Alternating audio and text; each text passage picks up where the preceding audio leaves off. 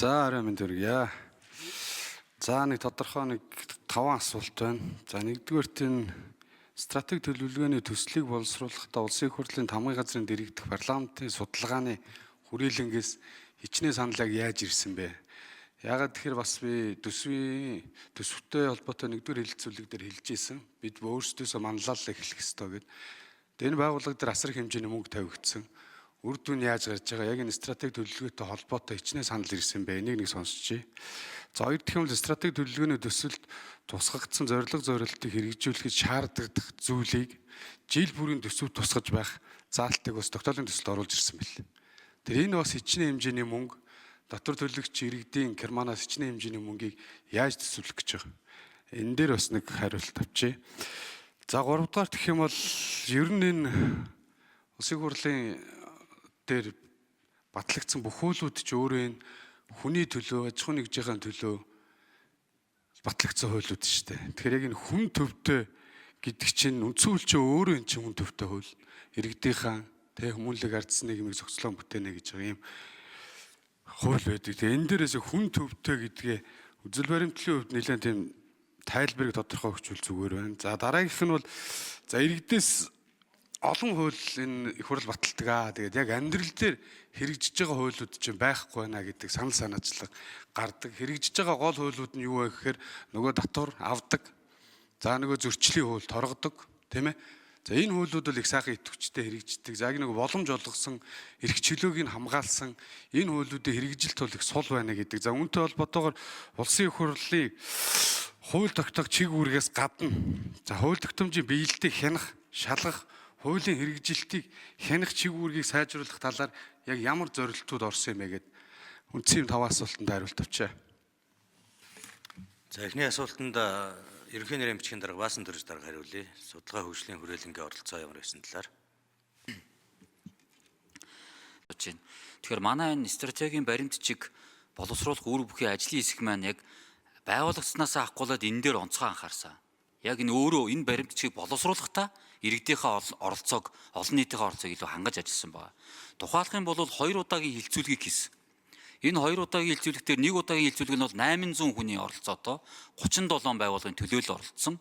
Ийм 800-ны оролцоотой хилцүүлгийг хийгээд үүнээс бол нилээдгүй олон би буруу санааг бол нэг 50 гаруй санал гараад яг ажлын хэсгийн ахлагчид бүр албан ёсоор санал дүгнэлт зөвлөмжийг гардуулж гисэн.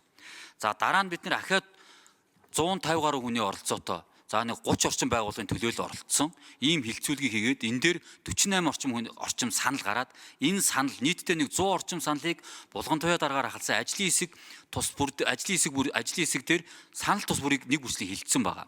За дээрэс нь мөн булган туяа дарга номин чимэг нарын гишүүд одоо олон улсын парламентын холбооны хуралд оролцсон. За энэ хурал дээрээ мөн олон улсын парламентын холбооны ерөнхий нарийн бичгийн дараад манай стратегийн баримтчгийг танилцуулсан байгаа.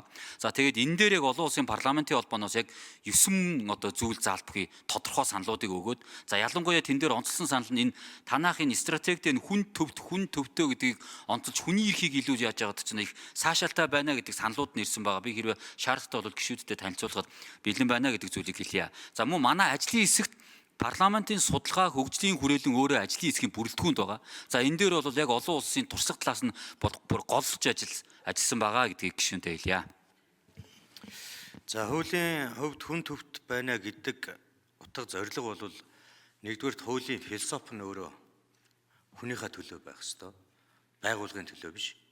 Хоёрдугаарт хуулийн бичдэг арга хэлбэр нь хүний эрхийг хамгаалах хангах чиглэлээс бичигдэж эхэлдэг байх хэрэгтэй. Түрүүн Эрдэнэ улд гишүүн маш тодорхой нэг зүйлийг хэлж байгаа шүү дээ. Засгийн газрын хөгжлийн төлөвлөгөө ороод ирэхэд эдийн засгийн бодлого нэгдүгürt хүний асуудал дөрөвдүгürt бичигдээд байна гэж. Тэгэхээр бид хүнийхээ асуудлыг нэгдүгürt авч үздэг бай. Ялангуяа манай хууль үндсэндээ бол 20 дугаар зуунаас одоо үндсэндээ үүсэлтэй, гаралтай, боловсрсон хүчний бүтээсэн хуулиуд голцоо явж байгаа юм. Жишээ нь иргэний хууль 2002 оноос хойш шинжлэгдэж өөрчлөгдөж чадаагүй, Дампуурлын хууль 1997 онд батлагдсанаас хойш шинжилэлт хийгдэж чадаагүй. Тэгэхээр энэ нөгөө цаггүй хөгжил дэвшилтэйгээ хөл нийлүүлэх хүнийхээ асуудлыг бид урдаа барьсан эрх зүйн орчинтой болох гэдэг бол энэ улсын их хурлын стратеги гаргаж байгаа үндсэн зорилго байгаад байгаа юм аа. Мэдээж хэрэг одоо маш олон төрлийн хууль бол дандаа байгууллагын дотоод үйл ажиллагаатай холбоотой, салбарын дотоод асуудалтай холбоотой зохицуултыг хийхэд чиглэгдэж байгаа. Гэхдээ тэнд ахаад хүн байдаг гэдгийг бид дандаа санаж, эргэцэн орчиндөө хүн төвтэй бодлогыг хэрэгжүүлэх нь энэ стратегийн үндсэн зорилго юм а гэж ингэж хариулах юм. За, Эрдэнэ бол гишүүн нэмж хариулах уу?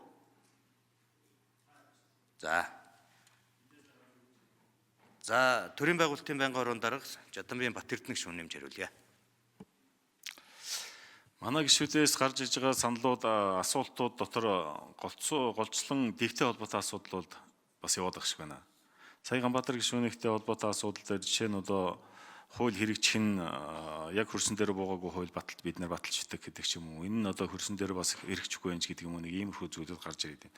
Тэгэхээр энэ стратеги дотор бол бид нар бүх зүйлийг нээлттэй гарчилсан байх гэсэн энэ гол зарчмыг энэ дотор хийлгээд байгаа.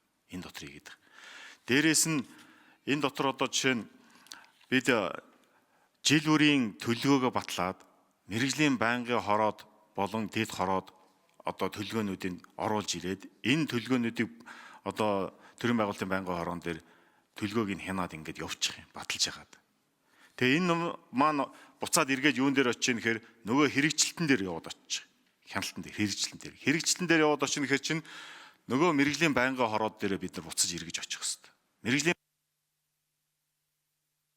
Батэрдэн гишүүний микрофоныг өгье. Гүйцээж хариулъя. Мэргэжлийн байнгын ороодоос гарч ирж байгаа хууль, баталж байгаа ажлын хэсгүүд, за хуралдаанд оролцож байгаа нөхцөл байдал энэ бүгдээр чинь хүссэн үсээгүй дахиад энэ дотор жишээ нь одоо 2-2 дээр бол хууль тогтоомж хөгжлийн бодлогын уялдаа холбоо хангагдсан үр нөлөөнд дээшилсэн байна гэдээ ингээд гараад ирэхэд мэргэжлийн байнгын хороогоо шахаад ирэх юм байгаа шүү. Тэгэхээр энд бол хөндлөнгөөс одоо харж байхад бол урд нь гишүүд маань одоо хөндлөнгөөс хараад энэ улсын хурд юу хийгээд байдгийм бэ гэсэн бол одоо дотор нь ороод ирэхээр улсын хурд дотор бүх боломж уулзаач байгаа. Ажлын хэсэг дотор орох болцоо байж байна. За тэр мэргэжлийн байнгын хорон дотор орж асуудалтай танилцах, саналаа хийх боломж чинь байж байна. Ингээд бүх боломж уулзаанд хангаж байгаа учраас ганцхан стратегийг бид нар энэ дотор тодорхойлоод эндгээрээ шахаад явчихад бол биднэрт нэлээд том үр нөлөө бол гарна гэсэн ийм л ойлголтыг хэлэх гээд байгаа шүү. Тэгээ очроод гишүүн бас төсвийн үеэр хөндөжсэн ер нь энэ парламентын судалгаа хөгжлийн хүрээлэнгийн төсөв ямар учиртай бэ, төсөв тавьсан байна гэдэг асуудал хөндөжсэн. Нэгдүгээрт парламент мэргэжлийн судалгааны байгууллагуудтай, think tank-уудтай, эрдэмтэн судлаачдтай ажилладаг болох шаардлага гараад байна. Хууль боловсруулах үүрэг үндсэндээ улсын их хурлын гишүүд дээр байгаад байдаг. Яг мэргэжлийн байж чадж гэнэ үгүй юу гэдэг асуудал бас тэнцээс гараад байгаа учраас парламентын дэргэдэх судалгаа хөгжлийн хүрээлэн төвгээр дамжуулаад мэргэжлийн эрдэмтэд судлаачдыг оролцуулдаг болж байгаа. Би өглөө хэлжсэн одоо хууль зүйн сайд, алтан гэрэл сайд бид одоо бас ярилцаад парламентын түүхэнд баг анх удаага мэргэжлийн хуульчдын холбоо, мэргэжлийн өмгөөлөгчдийн холбоотой парламент энэ ажлын хэсгүүдийн хүрээнд, мэргэжлийн байнгын ороодын хүрээнд нэг хамтран ажилладаг жишгийг энэ удаа бид эхлүүлж байгаа.